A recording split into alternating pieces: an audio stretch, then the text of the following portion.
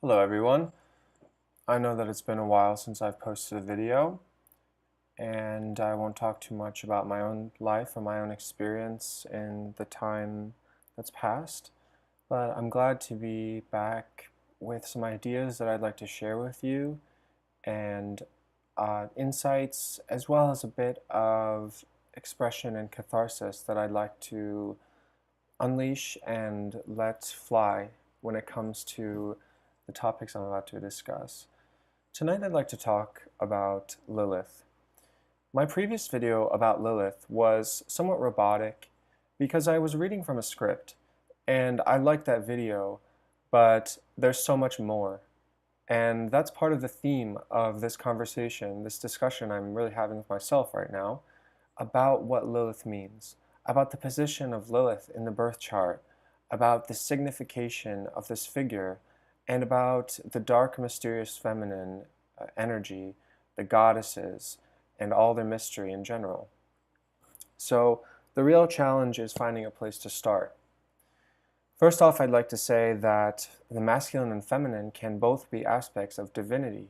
The masculine and feminine can both be aspects of transcendent insight and transcendent beauty that allows us to escape from the sicknesses that plague our minds, the worry, the anxiety, the attachment to material things that might hold us back, or the attachment to delusion that might prevent us from flourishing here on this earth and allowing our spirits to really grow as they really yearn to. So before I really start out in the depth of this discussion, I'd like to set an intention of allowing these ideas to morph into a truth serum and to allow them to grow on their own and to become their own entities so that they can reach all of you out there who are watching now and become light of their own sort, become insight of their own sort that will help you in every way possible.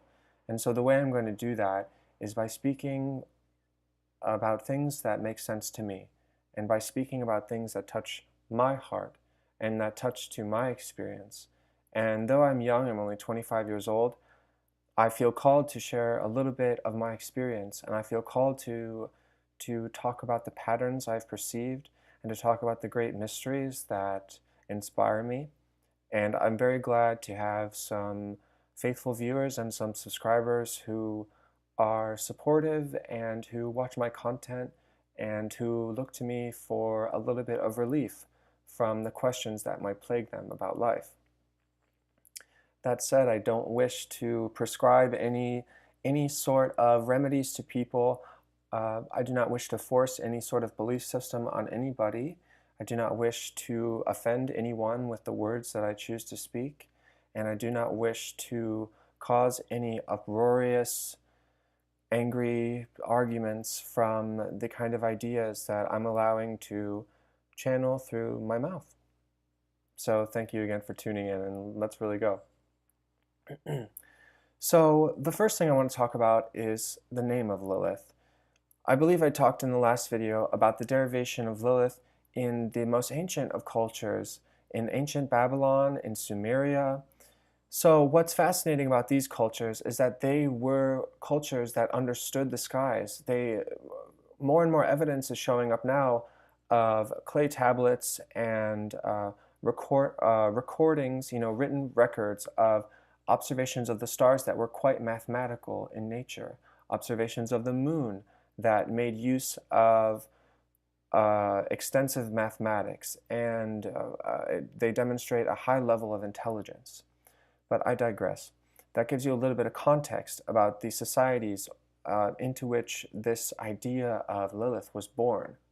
So I'm saying the word Lilith, but the Sumerian word from which it comes is Lil, and the suffix itu means a feminine. It's a feminine suffix. If you're familiar with French or Spanish, how an A or an E at the end of a word can denote a feminine noun, you'd be able to understand the concept of itu meaning a feminine form of the certain word, in this case being Lil. So what does Lil mean? Well, Lil, I'm sure, has many deeper meanings than we're able to describe right now, but the three that are known to us as of 2018 are number one, ghost, number two, wind, and number three, breeze. So it's really two meanings that are very key to understanding Lilith and the energies that this mathematical point of the moon's orbit brings about in the astrological chart. And if you tend towards paganism and you really want to try to, you know, make a contact within your own spirit and heart to these types of energies, that's something that's a little bit foreign to me, but I digress again. Let me go on to speak about Lilith. So Lil, being both wind and ghost, is a fascinating concept because it denotes that the force of wind itself has a spirit, that the force of wind has a consciousness and a godliness to it, and a ghost, of course we all know what ghosts are. They are the disembodied spirits of deceased persons. So these concepts are elaborated in the Sumerian, Akkadian myths themselves, such as the Epic of Gilgamesh and the Descent of Inanna, where Inanna goes into the underworld.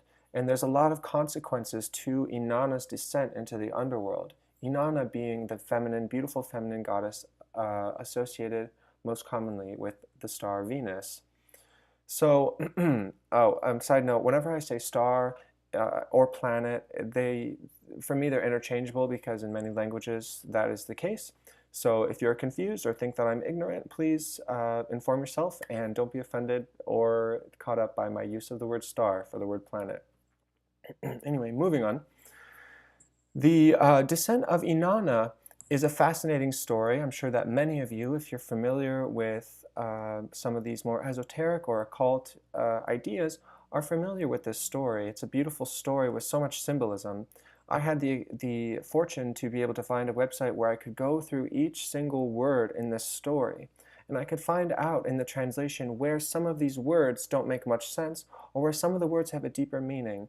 And so I picked out a few key words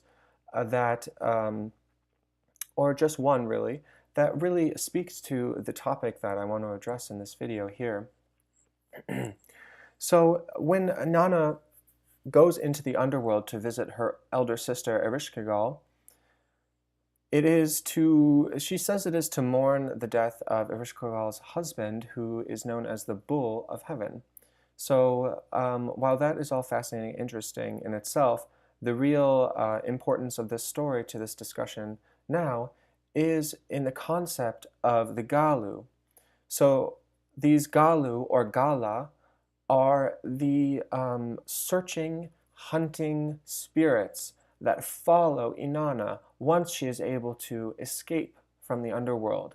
Now, if you're familiar with any Greek myth of a similar topic, such as that of Hercules going into the underworld, Orpheus going into the underworld, and there's a number of prominent examples of this happening, well, you'll know that going into the underworld requires strength, heroism, divinity, wisdom, patience, so much from a person or a demigod or a god themselves that it is almost a cathartic challenge. It is the biggest challenge. So we see in the myth of Inanna's descent that when she's finally able to escape from being stuck in the underworld, she is then followed by these demons who come out from the underworld because she sort of breaks the seal in a certain way. So while these demons are pursuing her, they're telling her, and these demons are the Gala, the Galu, they're telling her that they need a tribute.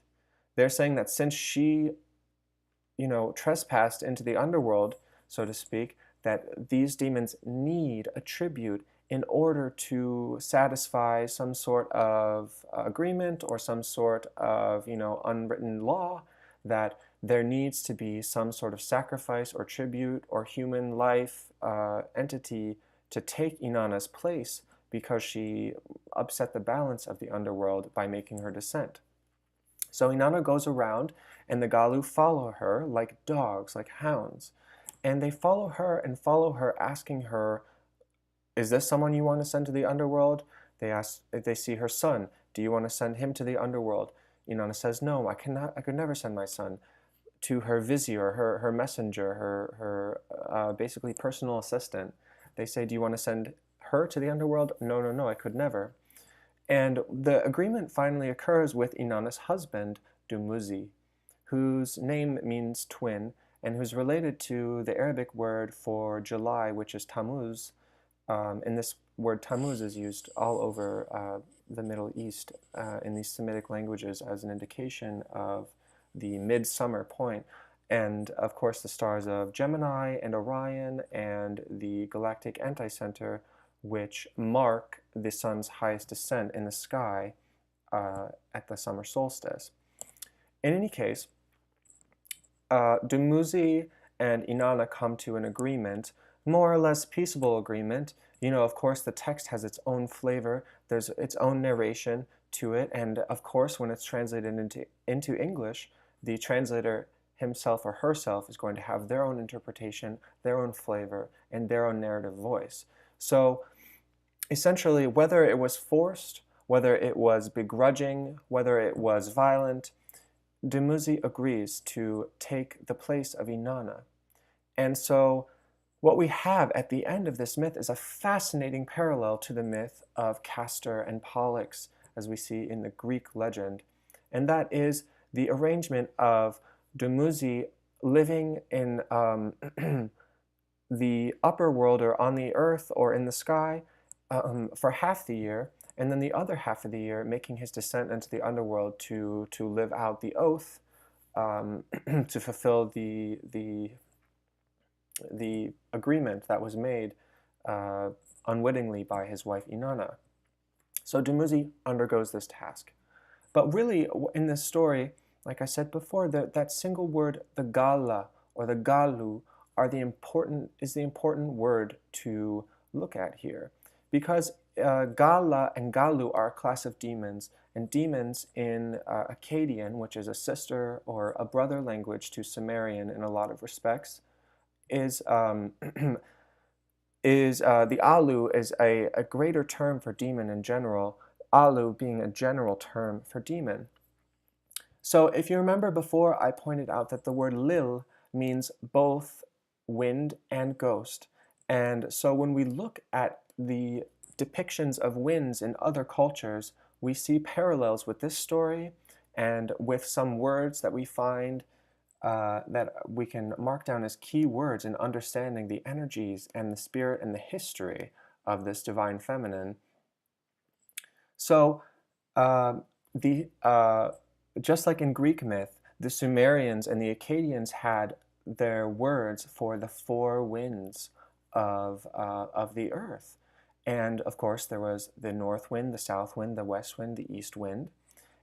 In Greek myth, these are personified, and they're often seen depicted in art, and they actually have important roles in stories like the fall of Troy, and in other myths, especially associated with Zeus and his chariot, where they are carrying heroes, and they are coming to the bidding of their mother, Dawn, Eos.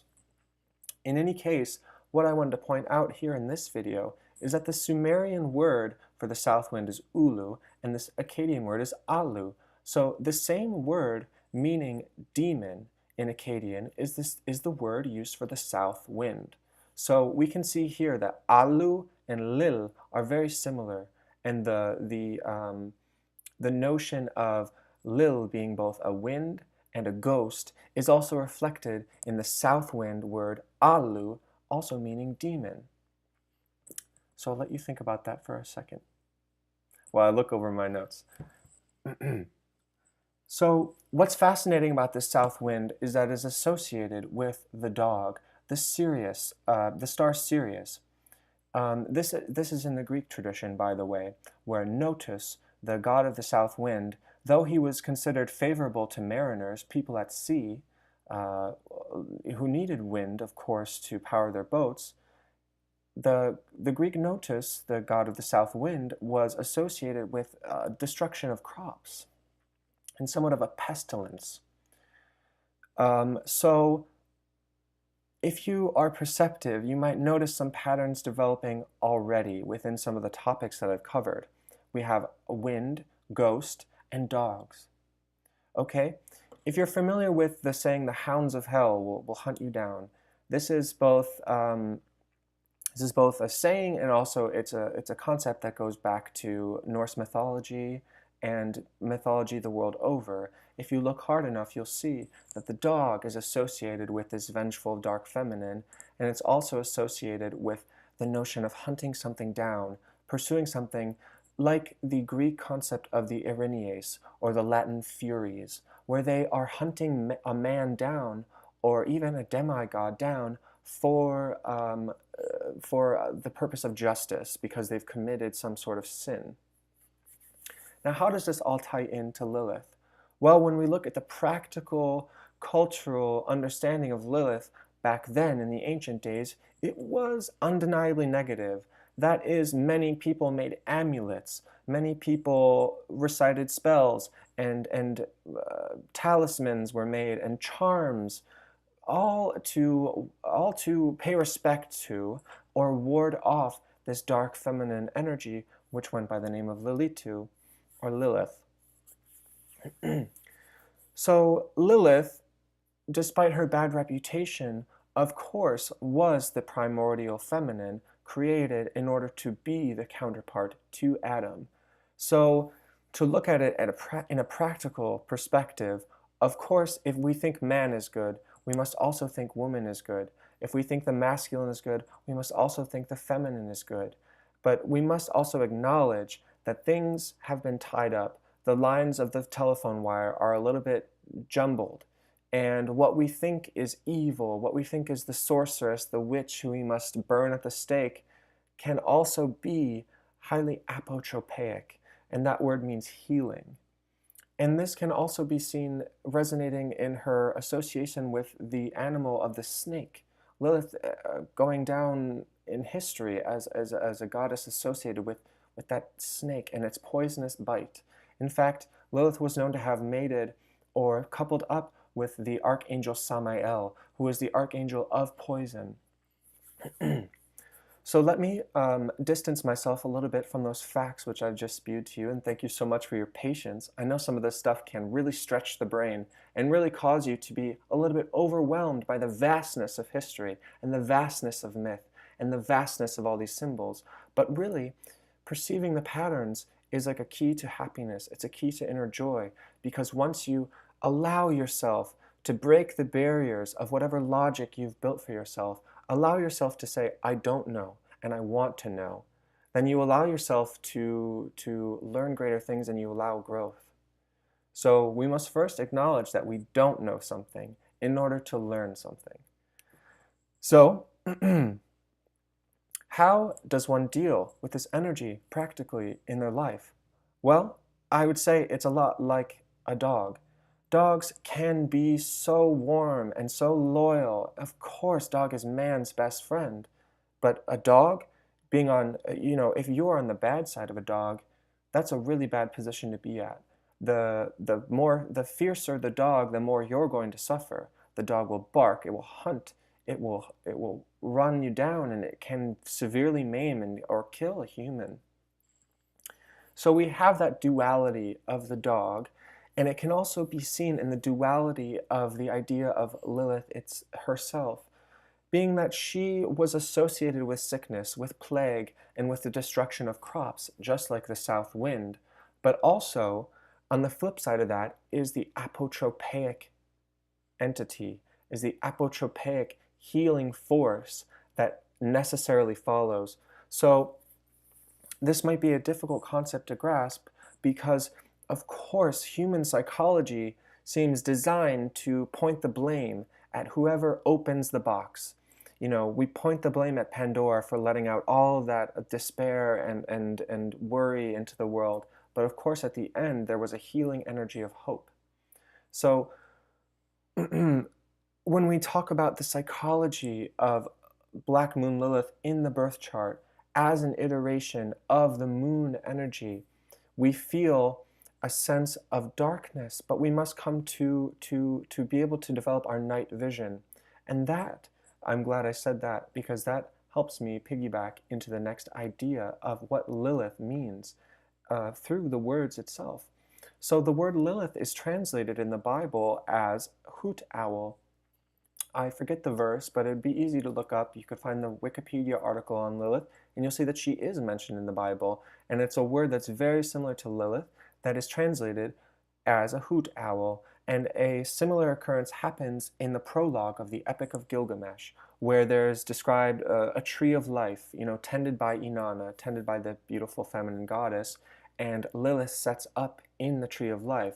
So if this is a feminine demon, that we can imagine that, but it's even easier to imagine this happening with an owl. So if you know anything about Greek mythology, as I've been dispersing all sorts of ideas about already, you'll know that Athena and the owl are closely linked as well. What many people don't know about Athena, and I think my college professor, I think she's a doctor, Joan Connolly, I would recommend her books to anybody, really. She has amazing books about the Parthenon and books about ancient feminine priestesses who were the original, preachers and who were powerful. And she really draws attention to the power and to the prominence and the position of the mystical feminine in ancient society, and dispels all these myths about Rome being patriarchal or Greece being patriarchal, showing how throughout these ages the feminine had a place, and it was often a place of spiritual importance in the community, and that being a virgin does not necessarily mean being abstaining from sex, but having more of a subtle self-possession. I can't really do her ideas justice. I would recommend her books. Again, Joan Connolly, she's great. You can find her books on Amazon. So when we talk about the feminine priestesses and we talk about the idea of Athena, many people don't know that part of the Acropolis, which is where the Parthenon is, in Athens, that big place, the ancient place on top of the mountain, the hill, the plateau, where the temples were built, where all of the religious happenings occurred. Underneath the Parthenon was a cavern or a cave or some sort of living place of a snake. And it factors into the history of Athens being attacked by the Persians, where the snake that they fed every day as part of a ritual observance of respect for this animal, they fed it the honey cake every day, and when it didn't eat one day, they knew something was wrong, and that's how they knew that the Persians were coming, and that is supposedly how they were able to prepare and eventually defeat the Persians. But what we have here is a connection between the goddess of wisdom, Athena, and the goddess of darkness, poison, pestilence, all of this negative stuff. And doesn't that seem strange to you? Well, it is a peek into the truth of what is going on here. It's a peek behind the veil of seeing that the feminine can be misconstrued, and it has been misconstrued throughout history, and it has been subject to enslavement, to control, much like in the myth of Persephone and Hades. And in that myth, of course, if I bring that up, you might remember what I said earlier in the video about how Dumuzi and Inanna came to the agreement that Dumuzi would spend half the year above ground and half the year below ground. Well, that is the same sort of archetype established by Proserpina or Persephone in the Greek-Roman myth. So I've said so much already. Let me see what else I wanted to get to. Okay, so all these ideas also relate very, very nicely to the Irish concept of the banshee. So the Sidhe were the fairy people, but she, in Irish, the Irish language, is also a word that means wind. So how remarkable is that? That in two disparate locations, there is the same ideology of a fairy or enchanted folk. You know, fairy and demons, in a lot of senses, can be synonymous. And when I say the word demon, I know it conjures up fear. I know you might look at me if you have no idea the kind of love and beautiful place of insight I'm coming from. You might think I'm some sort of, devil worshiper who's trying to conjure up demons and draw pentagrams in order to, lay waste to society. That is not the case. I mean, definitely I have my moods, but who doesn't? Anyway, what it really is the demon is a concept that is also very controversial and has also been subject to some tangled wires throughout history. I believe it was Sophocles himself who had his own personal daemon, the demon inside his own mind, who was his greater insight, his greater intuition. And of course, his life story was defined by that because he was put to death, supposedly, for possessing this inner knowledge and this inner intuition that led him to make certain decisions and that cast him apart from the rest. So now that I've said that statement, cast apart from the rest, that itself is such a Lilith kind of thing to think about. Lilith being the black sheep of the family, the black sheep of the community, the one who's strange, the one who you look at twice because you're like, whoa, what was that? You know? And so this goes back to a Sumerian concept that I'm sure many of my viewers are not aware of and that I'd love to share and love to try to do justice to in this now almost 30-minute video I've been filming now. So that is the concept of the May, and then there's also another concept which for the gods in ancient Sumeria was like a mask. And this was the fearsome aspect. So basically, without going too far into specifics, this concept, this religious and spiritual and philosophical concept explained in Sumerian myth and legend is that the gods had a fearsome aspect, but they also could remove that fearsome aspect, and that this fearsome aspect would make them very terrifying to humans. But also we know through Greek myth and Sumerian myth and myth from all over the world that there are interactions. So judging by that alone, we can see that the gods and the demons, if you will, have a terrifying aspect that they can put on or remove. Now, that sounds like it would be easy, but I would say that judging from a Lilith perspective, me feeling deeply entrenched in the call to understand the Lilith energy, I would say that the development of mastery over this kind of taking off the mask is quite difficult, and it is quite psychological, and it informs you of the purpose of this mask of terror. And there's also the mask of godliness. So a Lilith individual, in short, is going to be blessed and cursed all in the same. Cursed with a rage, cursed with a terrifying aspect, but also blessed with some sort of effervescence, some sort of glow, some sort of magnificence that attracts eyes, that attracts attention. And in the example of the Lilith myth and how it developed throughout history, we see it being associated with temple prostitutes and with the seductive feminine, with the succubus, the idea of the feminine, the woman who is so sexually seductive that she lures the man in and then kills him and sucks his blood, or whatever kind of horrific thing you want to think about. Well, if I haven't addressed the healing part of all these energies sufficiently enough, let me do that now. When we think about the succubus, we can think about the leech. The leech being used, employed in medieval medicine, being a huge part of old medicine in the ancient world and through medieval times as a cure for certain fevers, for certain sicknesses. The letting of blood, meaning cutting oneself to allow blood to flow, to purify oneself. Now that sounds very barbaric, and it sounds very primitive, and it sounds like they're idiots. but it's not too far off from what we do now with drawing blood and testing it. So the idea of studying the blood, letting the blood go, is the idea of attempting to rid oneself of this negative spirit.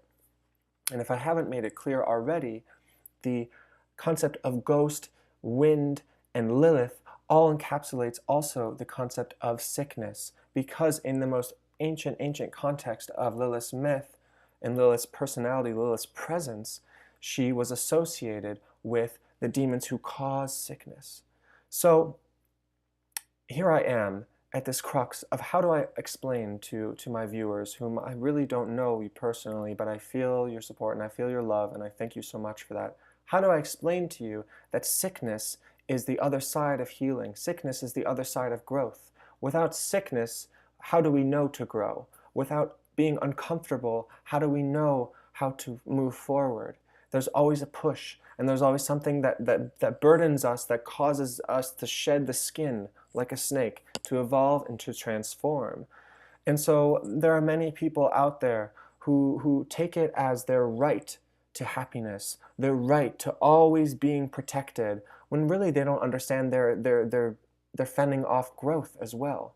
Without acknowledging the beauty in sickness, without acknowledging the beauty in illness and how to get through it, you're not going to get a deeper aspect, a deeper understanding of the meaning of life. And that sounds really, really, really crazy, and I don't want to be a cult leader, guys. Don't look to me as some sort of guy who's going to brand you and whatever. But these ideas really resonate with me, and I simply wish to share them. So if you're wondering about myself and why I'm called to this Lilith energy, it's because Lilith is the sole planetary body. I say that the term loosely. The sole graha, if you are familiar with Vedic astrology, but it is the point of the moon's orbit. It is the sole astrological concept that inhabits my 10th house, and it inhabits the nonagesimal, which is the exact 90-degree point from the ascendant. So when that occurs, it's a prominent place. It's a prominent place for these Lilith energies to manifest. Anywhere above the horizon, meaning from the 12th to the 8th house, is going to be an energy of exuding Lilith rather than a haunting. And these words are even hard to navigate because it is such an airy concept. But unlocking those ideas around air, around wind, around bad airs, bad wind, we see the duality in that as well. A stinking wind can make us feel nauseous, but a calm breeze can make us feel so well and light and airy and energized and beautiful. And that even goes so far as to the mental conversations we have with ourselves in our head, how our heart beats and how we choose to communicate. And I look to the myth of Hercules for an example of that. Hercules being, his name being theorized to come from the call of Hera, and Hera being the one who haunted him his whole life and the one who pursued him like a dog his whole life. So the one moment I want to draw attention to is the moment where Hercules is taken by a bad wind, which causes him to kill his wife and his whole family. And this moment of strength gone wrong, of destruction being caused simply by the winds in his head, it shows us the condition we have of how negative we can get with these conversations in our head, with these walls we build around ourselves to protect ourselves, when really we're trapping ourselves in bad air. So I encourage all of you watching and all of you interested in the idea of Lilith as an astrological or religious spiritual concept to invite positive winds, to love the wind and to study the wind and to feel the wind and to understand the purpose of wind on this earth. Not only does it cool us or heat us up in certain seasons, it also is the primary mechanism for the fertilization of so many important plants here on our planet. So with that, I thank you guys so much, and I feel a sense of joy that this has been a successful video. Thanks so much for tuning in. Maybe the next one will be about Chiron, because I also resonate with that energy a lot. And again, I just try to talk about things that I feel connected to, and that's why I know I can come from a place of authenticity. So if you have any thoughts, any winds to share, let's allow the winds to flow, and please, please let it out. Let out the gas, the winds. Break wind if you need to, and let that healing flow into you. I wish you all the best, and I have the utmost faith in you. If you were drawn to my video, thank you so much for tuning in, and have a blessed evening.